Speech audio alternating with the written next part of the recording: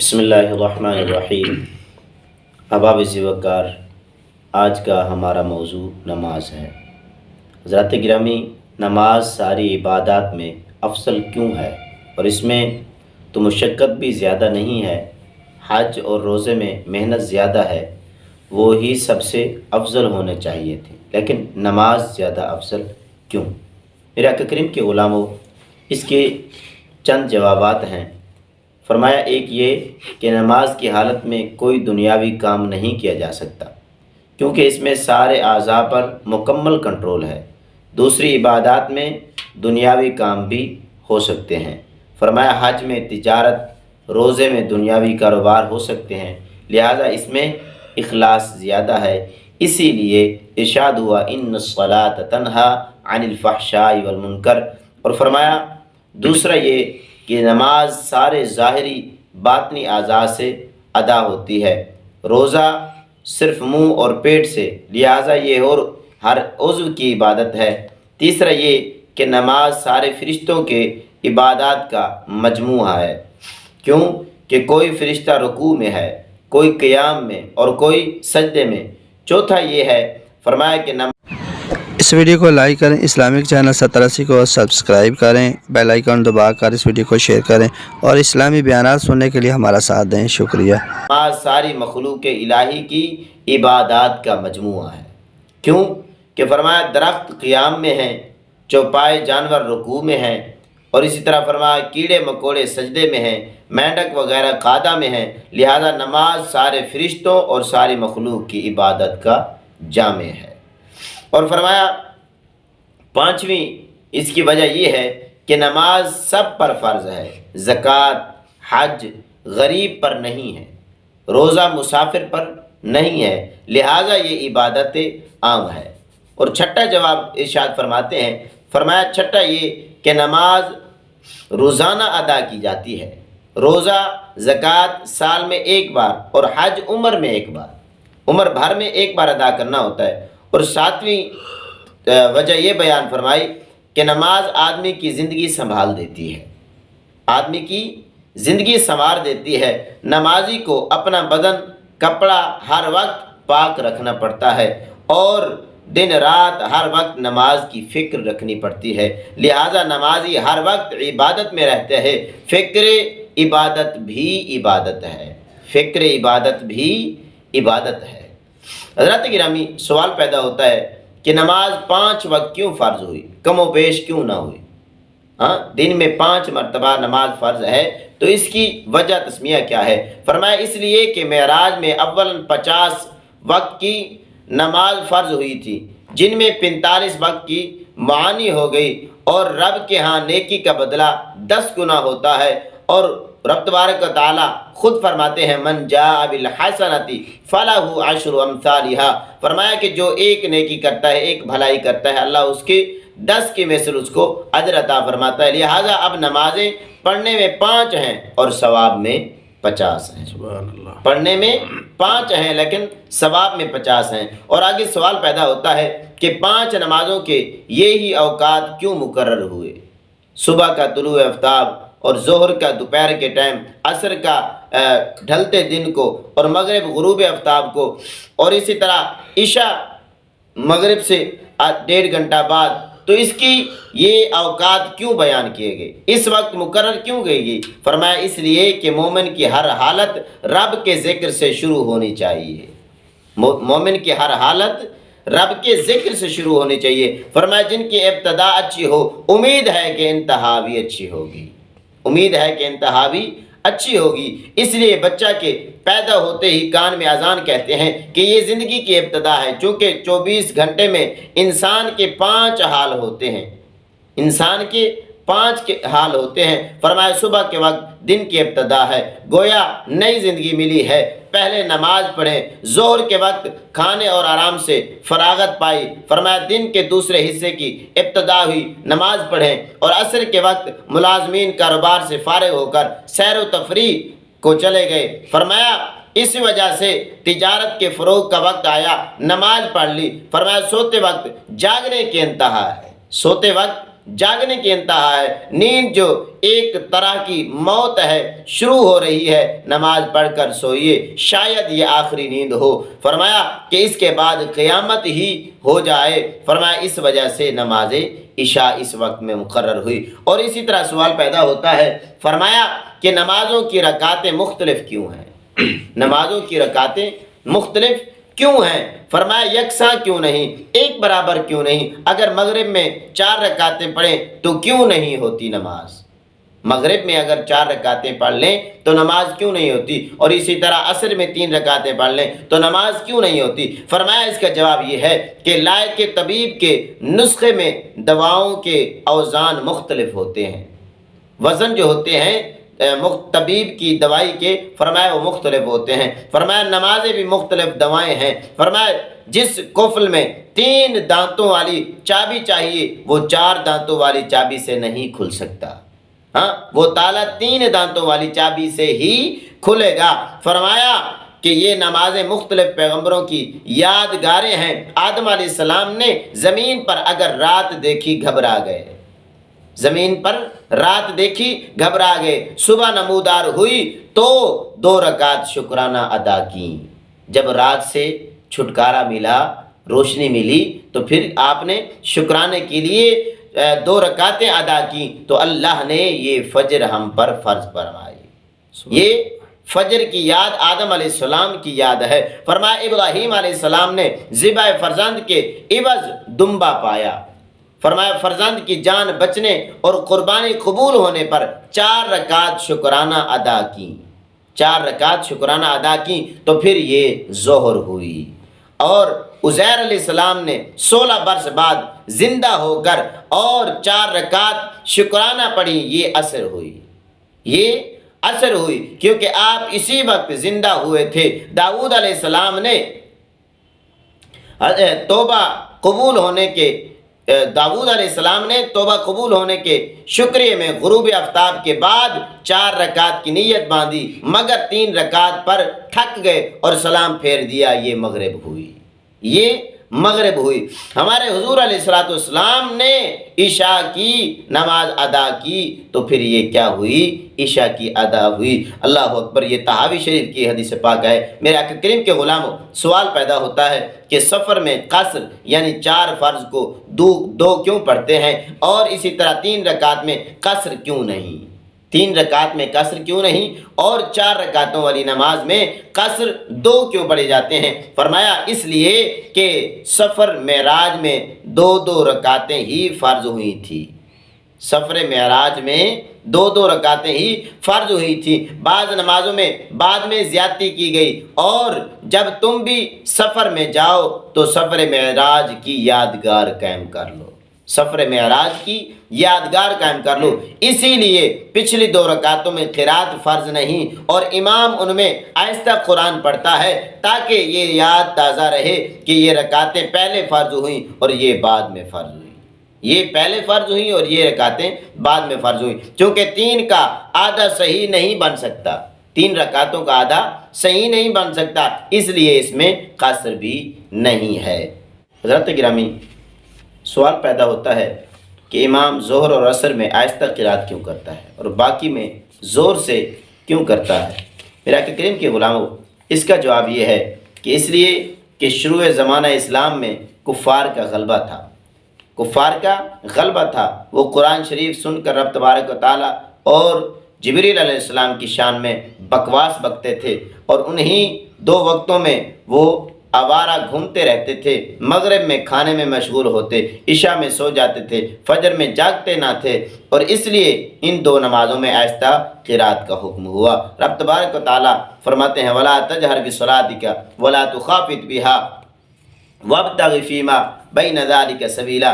فرمایا نہ اتنی آواز سے قرآن پڑھو جو آواز باہر جائے، اور نہ اتنی کہ آہستہ کہ خود بھی نہ سن سکو۔ فرمایا اب اگرچہ وہ حالت نہ رہی مگر حکم وہی رہا تاکہ مسلمان اس مغلوبیت کو یاد کر کے اب غلبہ اسلام پر خدا کا شکر ادا کریں۔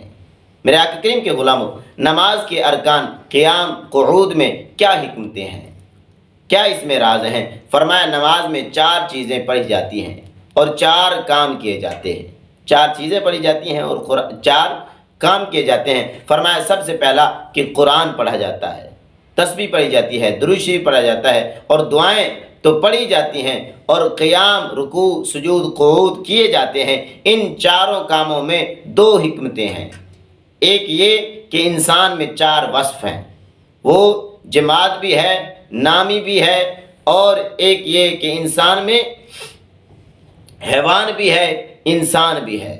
ہاں، جماد کی عبادت میں بیٹھا رہتا ہے، حیوان کی اصل عبادت رکوع میں رہنا ہے، اور نبات کی بندگی سجدہ ہے۔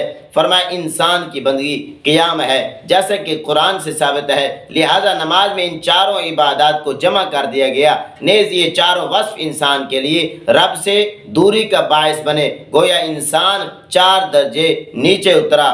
اس کی ترقی کے لیے 4 کام مقرر کیے گئے، اس کی ترقی کے لیے 4 کام مقرر کیے گئے۔ اور دوسرا فرمایا کہ انسان میں آگ، پانی، ہوا، مٹی جمع ہے۔ انسان میں آگ، پانی، ہوا، مٹی جمع ہے۔ آگ کی خاصیت تکبر اور غرور ہے، آگ کی خاصیت تکبر اور غرور ہے، اس لیے وہ اوپر کو بھاگتی ہے۔ دیکھو شیطان آدم علیہ السلام کے آگے نہ جھکا۔ پانی کا کام ہے پھیلنا، خاک کی تاثیر جمود اور بے حسی ہے۔ فرمایا ہوا کی تاثیر شہوت ہے، اس لیے مقوی با دوائیاں بعد انگیز ہوتی ہیں۔ فرمایا اس گویا انسان ان 4 مفردوں کا معجون مرکب ہے، اور مفردات کا اثر معجون میں ہوتا ہے۔ لہذا انسان میں یہ 4 عیوب موجود تھے، ان کے دفعہ کے لیے یہ 4 ارکان نماز میں قائم کیے گئے، اور ان ارکان کو اللہ رب العزت کے مختلف ذکروں سے پر کیا گیا تاکہ ان عیوب سے پاکی حاصل ہو، جن کا بیان اس آیت میں ہے۔ فرمایا ان الصلاۃ تنہی عن الفحشاء والمنکر، اور اسی طرح فرمایا وقال اللہ انی معکم لئن اقمتم الصلاۃ، اور اسی طرح آگے بیان فرمایا کہ نماز کے اندر وضو کیوں ضروری ہے۔ جو ہم وضو ادا کرتے ہیں، وضو کرتے ہیں، ظاہری پاکی حاصل کرتے ہیں، فرمایا یہ کیوں ضروری ہے؟ فرمایا اس لیے کہ نماز دل کو پاک کرتی ہے، نماز دل کو پاک کرتی ہے۔ چاہیے کہ پہلے جسم پاک کیا جائے، کیونکہ ظاہری پاکی کا باعث ہوتی ہے۔ فرمایا ڈک کی بیماری والے کا کپڑا، مکان، بدن صاف رکھوائے جاتے ہیں، فرمایا تاکہ تندرستی حاصل ہو، تاکہ تندرستی حاصل ہو۔ سوال پیدا ہوتا ہے کہ وضو میں 4 عضو دھونا کیوں فرض ہیں؟ منہ، ہاتھ، سر کا مسح اور پاؤں، یہ 4 عضو ہیں، اعضاء ہیں جو دھوئے جاتے ہیں اور فرض ہیں۔ ان میں راز کیا ہے؟ فرمایا کہ 2 وجہ سے، ایک یہ وجہ ہے کہ وضو کے پانی سے خطائیں اور گناہ جھڑتے ہیں۔ سبحان اللہ۔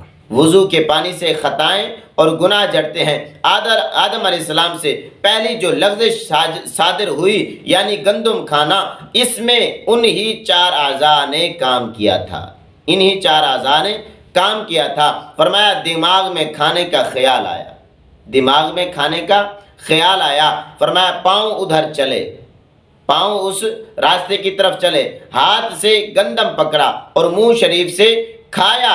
فرمایا لہٰذا یہ حکم ہوا کہ نماز کے لیے انہی اعضاء پر پانی پہچان جاؤ۔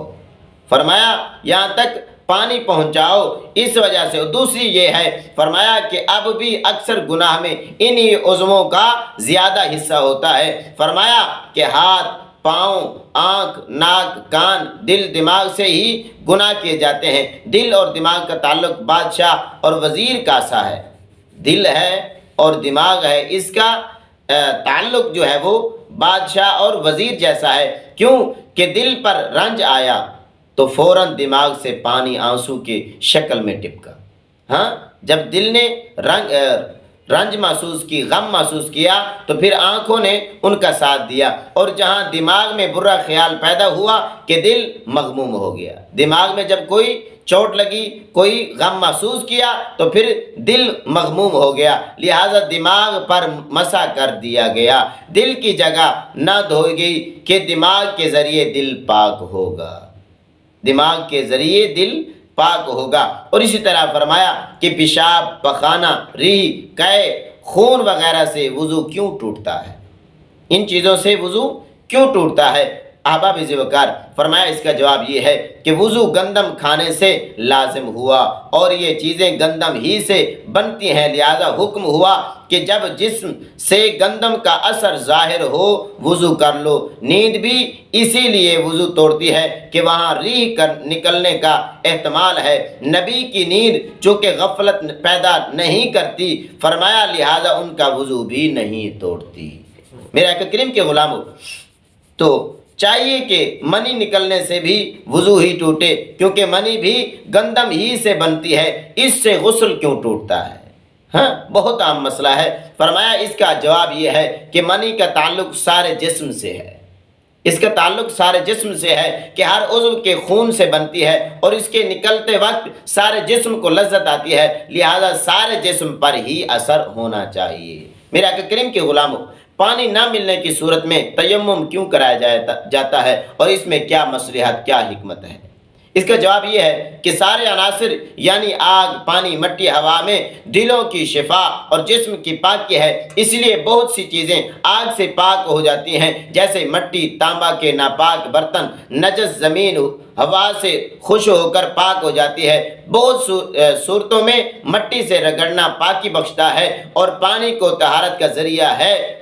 इसी तरह पानी पर दम करके बीमारों को पिलाया जाता है। हुजूर अलैहिस्सलाम ने एक बीमार पर मट्टी लुआबदान शरीफ तम करके इस्तेमाल फरमाई। कुरान पढ़कर दम करते हैं, दम की हवा से खुदा शिफा देता है। गर्ज है कि इन अनासर में तहारत का असर है, इन अनासर में तहारत का असर है, लिहाजा तहारत हिक्मी यानी वज़ू और गुस्ल के लिए पानी को तवासुल माना गया है और बवक्त ज़रूरत मिट्टी को नायब, क्योंकि मिट्टी भी एक अंसर है, मिट्टी भी एक अंसर है। तो सवाल पैदा हुआ कि नमाज की इत्तला के लिए अज़ान क्यों रखी गई, नमाज के लिए अज़ान क्यों रखी गई और हिंदुओं ईसाइयों की तरह सिंख और नाकूस क्यों ना बनाया गया, हाँ, घंटा क्यों ना बजाया गया?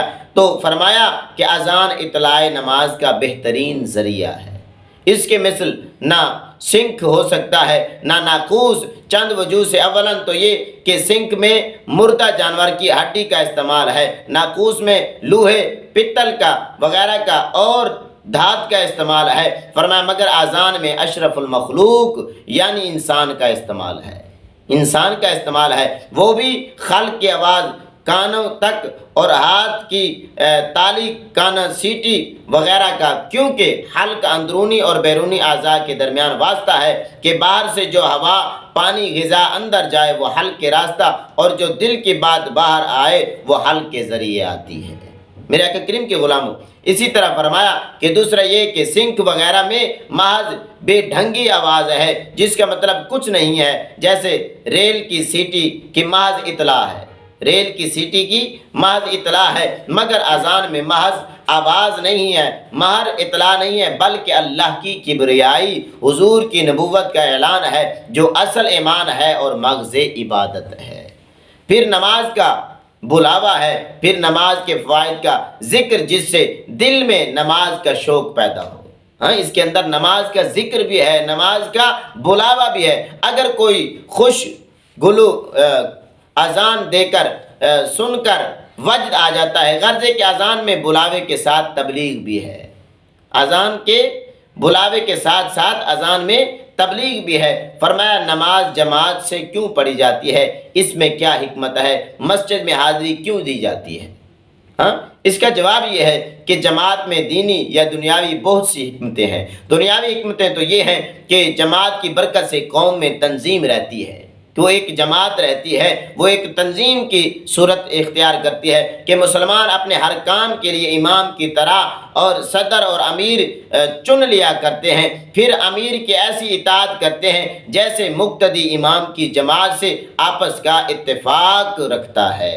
और इसी तरह फरमाया रोज़ाना 5 बार की मुलाकात और दुआ सलाम दिल की अदावत दूर करता है। फरमाया कौम में पाबंदी औकात की आदत पड़ती है कि सब लोग जमात के वक्त पर दौड़ते आते हैं, जमात से मुतकब्बिरीन का गुरूर टूटता है और कि यहाँ तक कि बादशाह को फ़कीर के साथ کھڑنا پڑتا ہے، کیونکہ فرمایا سلطان محمود غزنوی کے بارے میں کہ ایک ہی صف میں کھڑے ہو گئے محمود و ایاز، نہ کوئی بندہ رہا اور نہ کوئی بندہ نواز، رب کے ہاں بادشاہ بھی اور وزیر بھی ایک ہی صف میں کھڑے ہو گئے، صف بستہ کھڑے ہو گئے۔ میرے آقا کریم کے غلاموں، نیز مسجد ہماری کمیٹی یا گھر یا دار الشورا ہے، یہاں جمع ہو کر مسلمان اہم مشورہ کر سکتے ہیں، مسلمان اہم مشورہ کر سکتے ہیں۔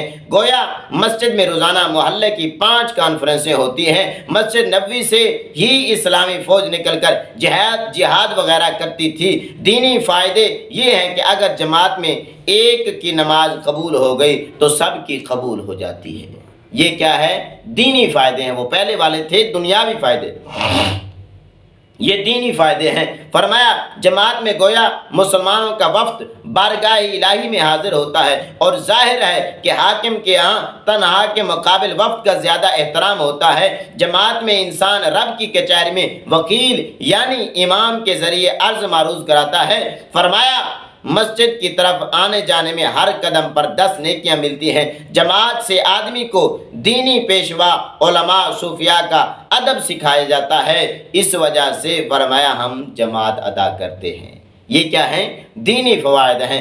آگے سوال پیدا ہوتا ہے، فرمایا جمعہ اور عید میں جماعت فرض کیوں ہے، پنجگانہ نمازوں میں کیوں نہیں؟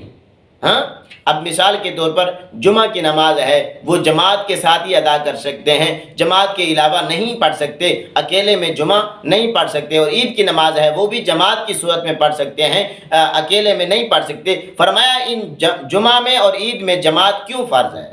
تو اس کا جواب یہ ہے کہ فرمایا کہ پنجگانہ جماعت محلہ بھر کی کانفرنس ہے، محلہ بھر کی کانفرنس ہے، اور جمعہ کی جماعت سارے شہر یا اکثر حصہ کی کانفرنس ہے۔ پنجگانہ جماعت فرض ادا کرنے میں مسلمانوں پر دشواری ہو جاتی ہے کہ جنگل کھیت وغیرہ سے بھاگ کر شہر آنا پڑتا ہے، اس لیے اس جماعت کو سنت قرار دیا گیا، اس جماعت کو سنت قرار دیا گیا۔ چونکہ جمعہ ہفتے میں 1 بار اور عید سال میں 2 بار آتے ہیں، ان کے لیے آنا اتنا گراں نہ ہوگا۔ مقصد یہ ہے کہ مسلمانوں کا اجتماع بھی ہو جایا کرے اور کاروبار بھی بند نہ ہوا کریں، تو اس وجہ سے فرمایا جمعہ کی نماز اور عید کی نماز جماعت کی صورت میں فرض فرمائی۔